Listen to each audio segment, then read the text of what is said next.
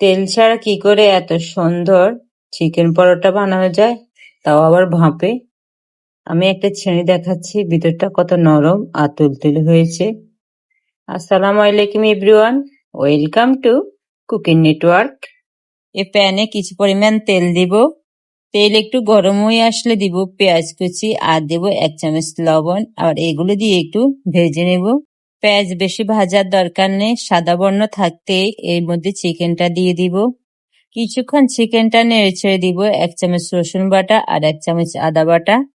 আদা আর রসুন দিয়ে যখন চিকেনটা ভাজবো তখন আলাদা একটা ফ্লেভার আসবে। ঝালের জন্য দিব না 1/2 চামচ লাল মরিচের গুঁড়ো। সামান্য কিছু গরম মশলা দিব এখানে আমি, আর এগুলো দিয়ে আবারও নেড়ে ছেড়ে দিব। এবার দিব কিছু সয়া সস। যখন সয়া সস দিবেন তখন লবণটা একটু কমিয়ে দিবেন, কারণ সয়া সসে লবণ থাকে, আমি বরাবর এটা বলে থাকি। এই চিকেনটা আমার রান্না করা হয়ে গেছে। আমি প্লেটে বাটার মেখে দিয়েছি, আপনারা চাইলে তেলও দিতে পারেন। আমি একটা রুটি এই প্লেটের মধ্যে দেব, আর চারদিকে টেনে আমি এই রুটিটাকে সমান করে দেব। আমি এখানে কিছু টমেটো সস দিব, আর একটা চামচ দিয়ে পুরো প্লেটে টমেটো সসটা ছড়িয়ে দেব, যাতে করে কোথাও খালি জায়গা না থাকে। আমি যে চিকেনটা করে রেখেছি সেই চিকেনটা আমি এই রুটির মধ্যে পুরোটাই ছড়িয়ে দেব।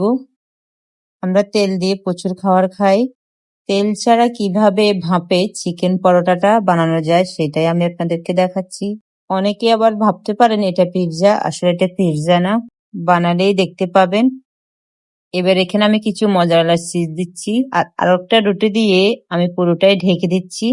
আমি উপরের রুটিটা ছোট আর নিচের রুটিটা বড় করে দিয়েছি, যাতে করে নিচের রুটিটাকে উপরের রুটির সাথে মেলানো যায়।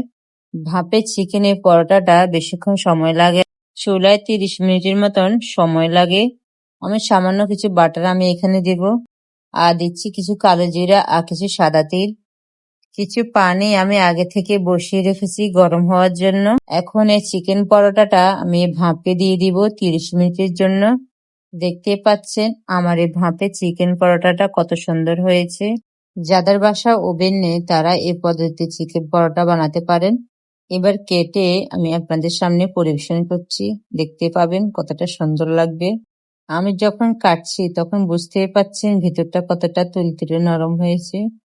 তেল ছাড়া এই চিকেন পরোটাটা বাসায় একবার বানিয়ে খাবেন, ছোট বড় সকলেই পছন্দ করবে। আর নতুন নতুন এরকম রেসিপি দেখতে হলে আমার চ্যানেলের পাশেই থাকতে হবে।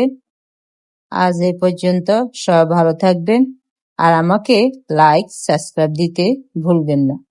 আল্লাহ হাফেজ।